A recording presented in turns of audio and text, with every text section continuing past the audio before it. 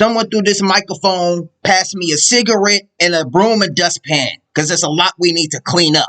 As the Green Bay Packers wet the bed, losing to the Vikings 31-29 in an oh-so-close game. The Packers had their chances, but they stunk in the first 30 minutes of the game, and they didn't take advantage of the opportunities in the second half. Literally down by less than 9 points. The Vikings left the door wide open, but the Packers just couldn't seal the deal. Too many self-inflicted, boneheaded mistakes and plays and interceptions, and a horrible day at the office. It was just one of the worst jobs for the defense as well, even though they kept them scoreless in the second half, but just boneheaded mistakes ended up screwing us over. As the Packers laid another egg and threw up on themselves. And I hate to say it, but wet the bed. Maybe we should have waited before we put our dog in that fight, as Jordan Love was a little rusty and dusty in the first half. A few of the receivers like Tucker Kraft and Dontavian Wicks looked like they were slapboxing. Well, I can't believe it's not butter, as they had too many drops and oopsie daisies. It was a bad day at the office. It took a little while for Jordan Love to get back in the mood and the swing of things. He was 32 for 54 with 389 yards, 4 touchdowns, and 3 interceptions, 3 wet ones. Maybe we should have waited a while before we put him back on the field. Sam Darnold, he was 20 for 28, 275 yards, and 3 touchdowns and 1 interception. But they made Sam Darnold look like he was Burger King because he was just having it his way.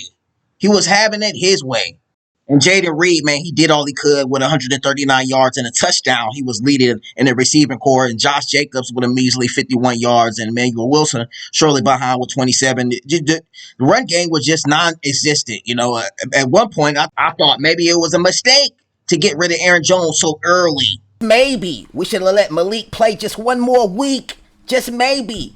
We should have thought things through before I put our dog back in the fight. Then on the second play of the second drive, when the Packers got the ball back, it was just a disaster as they were picked off. Then Christian Watson ended up losing the ball and getting injured and, folded it to a pretzel with his knee being turned. And it was a nasty twist. I really thought that was unfair, and there should have been a flag called on that. But, the ref screwed us up once again, But, with a couple of missed field goals and 2 and 3 interceptions from Jordan Love, it was just a rusty and bad day at the office. But the overall story of this season has been self-inflicted wounds, 8 penalties by the Packers in this game at home against a divisional rival is simply unexcusable.